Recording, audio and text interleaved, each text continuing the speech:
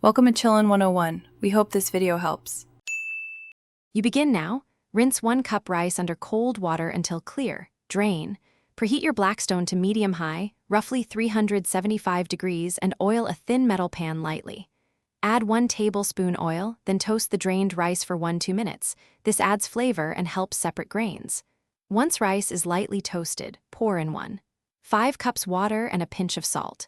Stir once to level. Then cover with a tight lid or foil to trap steam and start cooking immediately. Once covered, reduce heat slightly to maintain a gentle simmer around 350-375 degrees so you get steady steam, not a rolling boil.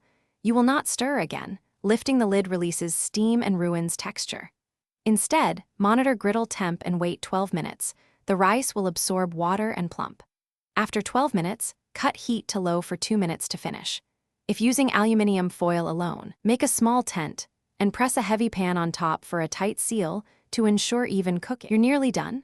After the final low heat step, remove the pan from the Blackstone and keep it covered. Let it rest for 8 minutes so steam redistributes and grains set. Then, uncover and fluff gently with a fork. Add 1 tablespoon butter or oil if desired for shine and mouthfeel.